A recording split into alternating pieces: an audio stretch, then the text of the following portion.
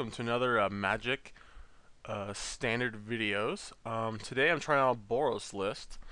Boros is one of the decks that I think it's pretty close to being tier 1 if not.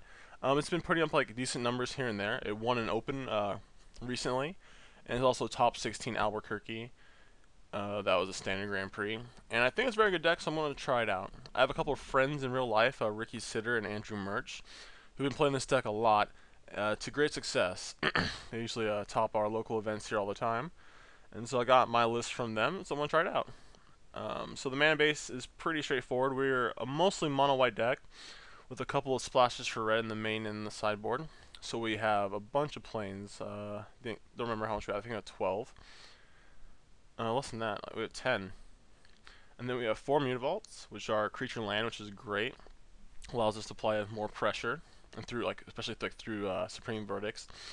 Then for our red, we have 4 Sacred Foundries and 4 Temple of Triumphs. And then we play a lot of creatures. We play 22 creatures in our deck.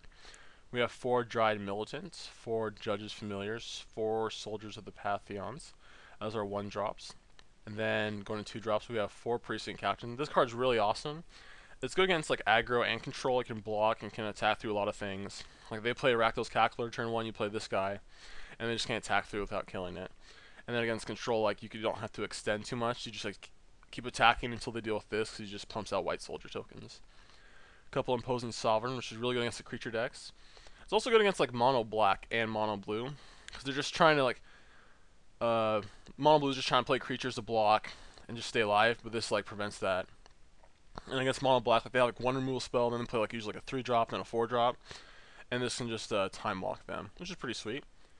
Then we have 4 Daring Skyjacks. It's a 3/1 that gains flying when it attacks with the battalion, which is relevant. That happens a lot.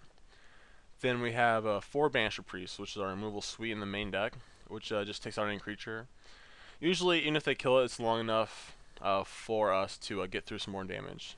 Then we have lots of protection spells in our deck. We have 4 Brave the Elements, which gives our white creatures protection from any color we want. So this has lots of uses. It can counter removal spells. It can win combat. It can just make our creatures unblockable, so we can just kill them. So it's really good. It's a very powerful card. Then we have 4 Boros Charms, which can burn out our opponent, keep our creatures alive through Supreme Verdicts or other removal spells, like a Brave the Elements, or it can just do more damage with the creature in combat. Then to round out the deck, we have 1 Spear of Heliod, just a glorious anthem, pumps the whole team.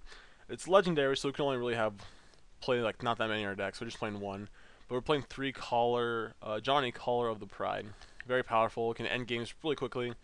You just jump Precinct Captain, that's 4 damage, 2 tokens. It's really sweet. Going to our sideboard, we have a lot of cards for mono red, the mirror, and mono blue. We want to bring all these spot removal spells. It's really good against them. Mizium Mortars, Pacifism. Reckoner's okay. We just gotta watch out for Tidebinder Mage. The card's annoying. We actually have targets for that in our main deck, Dried Militant. They have Trickery, which is good in the mirror. Gideon, Champion of Justice, good against mono black. So the only removal spell they have to kill his heroes downfall. If they don't, they can't kill it. Just a 5/5 or 6/6 that attacks him every turn. A couple Glare of Heresies to get Detention Spheres and other white permanents. Some Mizium Mortars, for the creatures, Pacifism, and then 1 Wear and Tear, and comes in as needed. Alright, so I haven't played too much with this deck. I played against it actually a lot because of my friends. So I'm just going to take it to some 2-mans and try them out and see how it goes. And we'll see you then.